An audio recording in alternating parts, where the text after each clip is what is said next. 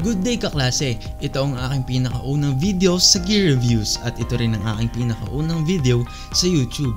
Magpapasko na at dumarami na ang mga online sellers at isa sa mga madalas na tinitinda, BM800 microphone. At ngayon, i-review natin kung worth it nga ba talaga ang pagbili ng BM800 microphone katulad ng gamit ko ngayon. At bago ang lahat, intro, roll!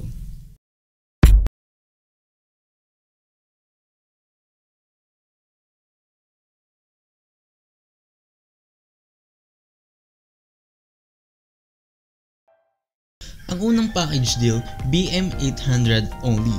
Pangalawa, BM800 with V8 sound card. Pangatlo, BM800 with phantom power. Aalamin natin kung sino ba talaga sa kanilang tatlo ang pinakasulit na bilhin.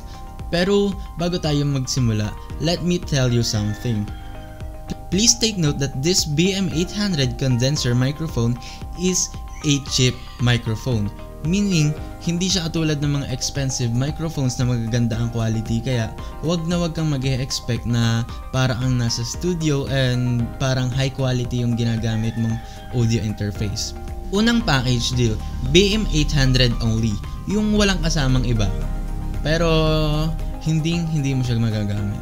It's a no, no, and no. Literal na hindi mo siya magagamit. Hindi siya sira, pero kailangan niya kasi ng sapat na supply ng kuryente at hindi siya gagana kapag direkta mo siyang isinaksak sa computer or sa laptop mo.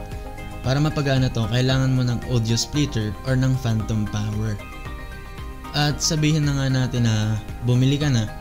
Halimbawa, bumili ka na rin ng audio splitter, pero ang masusure ko lang sa'yo, hindi siya malakas at hindi mo matatanggal sa kanya yung background noises. Kasi considering that this is a cheap microphone, ibig sabihin meron siyang hiss or agas-as sa Tagalog. Second package though, BM800 with V8 sound card. Yes, you can modify your vocals, record, and even add effects to your voice. But this is again a no, no, and no. Let me remind you again. This is a BM800 microphone which is a cheap condenser microphone.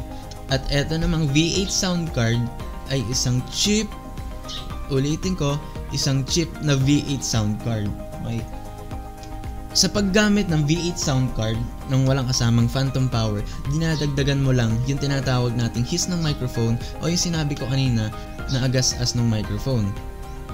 Nag-aalala ka ba na kapag hindi mo to ginamit, wala ka ng gagamitin para i-modify yung boses mo? Meron tayong paraan dyan. We all have the voice meter.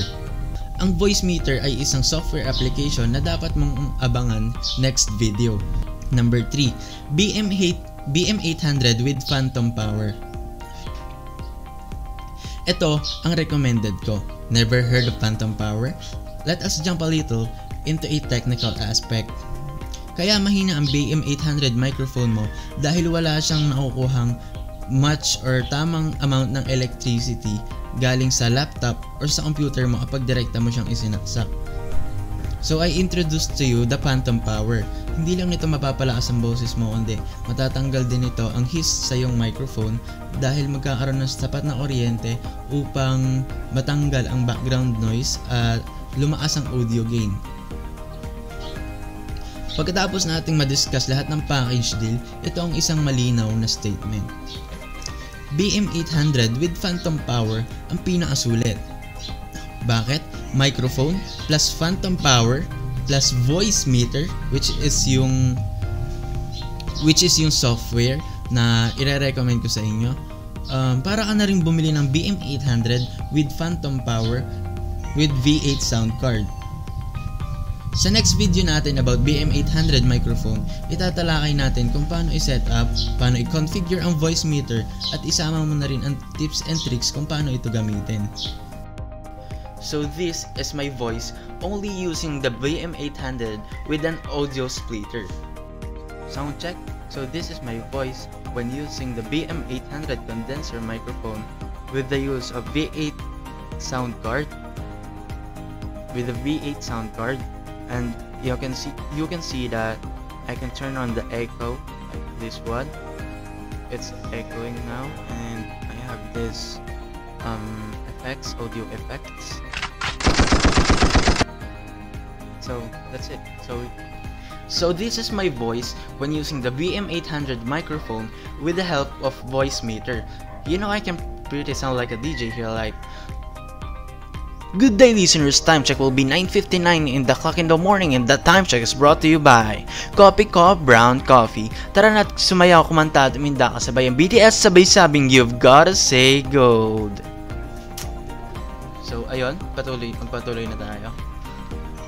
Nagustuhan mo ba nga ang BM800 condenser microphone review? Siguraduhin na subscribe at na-turn on ang notification bell para updated ka sa susunod na video.